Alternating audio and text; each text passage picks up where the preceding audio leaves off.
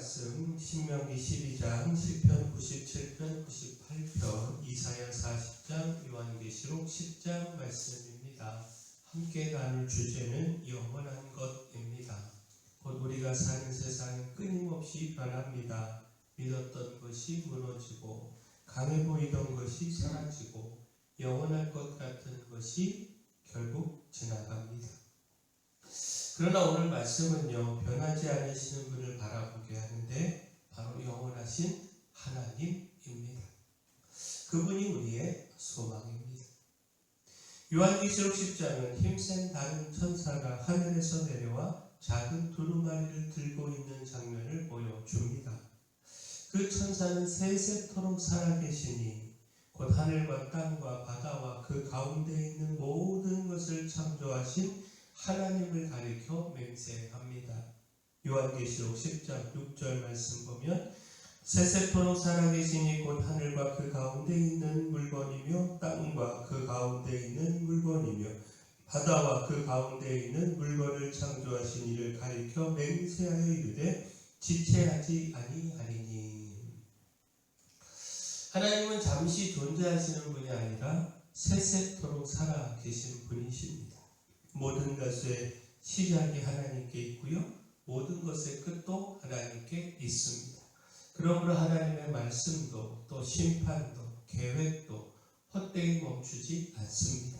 하나님은 영원하신 분으로서 지금도 살아계시고 지금도 일하시고 또 정하신 뜻을 반드시 이루십니다. 영원하신 하나님을 바라본다라고 하는 것은요, 우리의 시선도 달라져야 한다라는 뜻입니다. 유한한 세상의 마음을 빼앗기면 우리의 믿음도 쉽게 흔들립니다.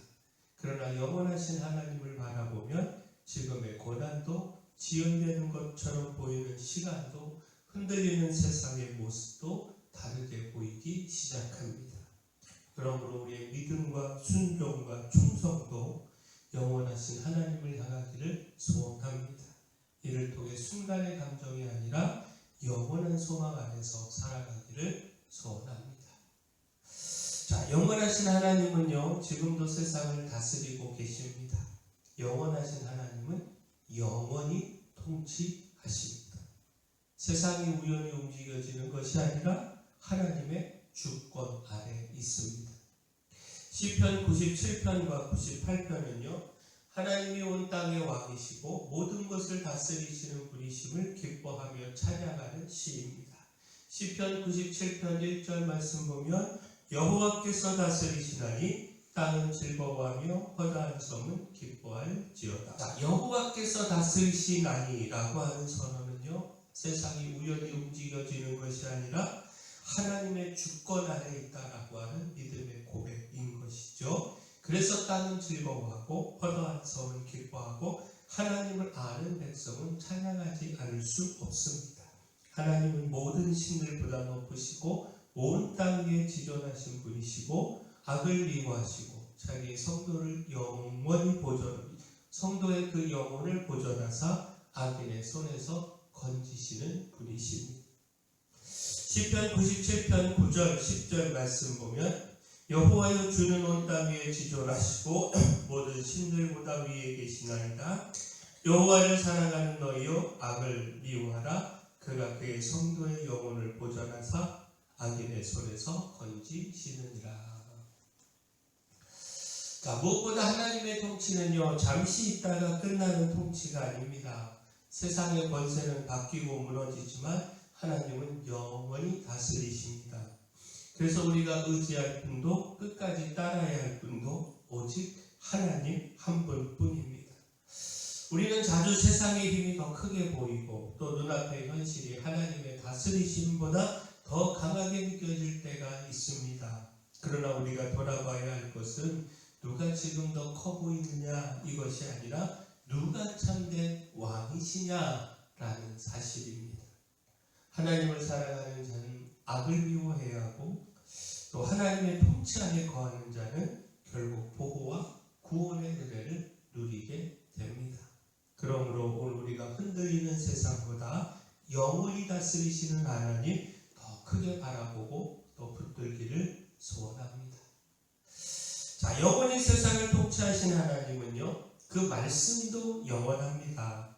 그러므로 그 말씀이 우리를 붙드는 기초가 됩니다.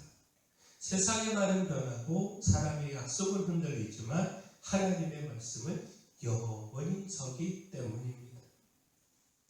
이사야 40장은요, 낙심한 백성을 향한 하나님의 위로로 시작합니다. 하나님은 자기 백성을 버리지 않으시고 회복과 구원을 약속하시며 친히 목자처럼 인도하시겠다고 말씀하십니다. 그 위로의 중심에는 하나님의 말씀이 있습니다.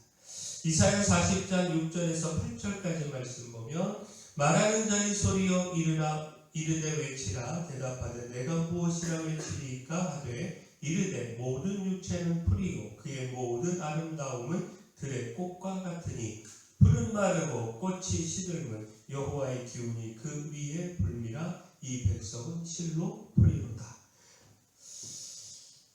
풀은 마르고 꽃은 시드나 우리 하나님의 말씀은 영원히 서리라 하라.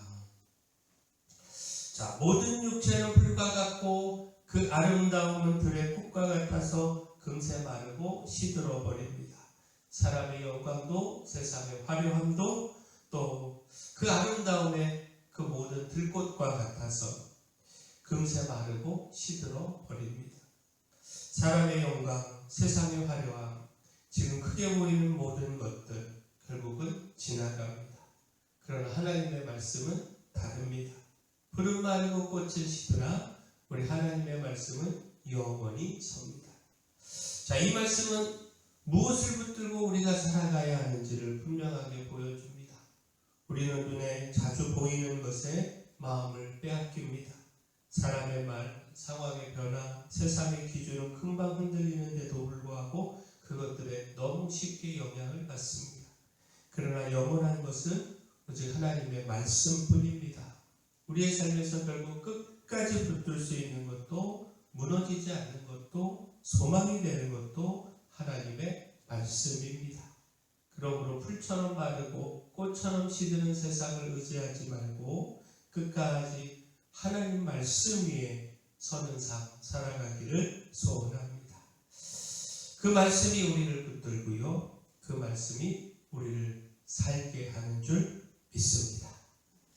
자, 마지막 그 영원한 말씀을 듣고 지키는 자에게 하나님은요, 끝나지 않는 복을 약속하십니다. 말씀에 순종하는 삶은 잠깐의 유익을 얻는 길이 아니라 하나님이 주시는 영원한 복을 누리는 길입니다. 자, 신명기 12장은요, 하나님께서 주시는 가나안 땅에서 어떻게 예배해야 하는지를 가르치는 말씀입니다. 하나님께서 택하실 곳에서 제사를 드리고 하나님이 정하신 방식대로 순종하며 살아가야 한다라는 겁니다. 자, 이 모든 명령은요, 단지 제사의 형식을 지키라는 뜻이 아니라 하나님 앞에서 선과 의를 행하고 하나님께 속한 백성답게 살라라고 하는 부르심입니다.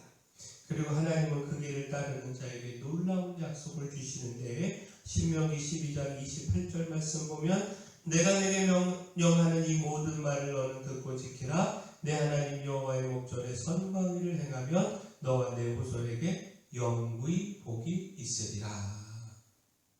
자, 말씀을 듣고 지키면 그 복이 자신에게만 머무는 것이 아니라 후손에게까지 이어서 영구히 복이 있게 된다라는 겁니다.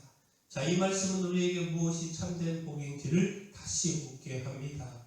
사람은 눈에 보이는 유익과 당장의 형통을 복으로 여기기 쉽지만 하나님이 주시는 복은 훨씬 더 깊고 오래 갑니다.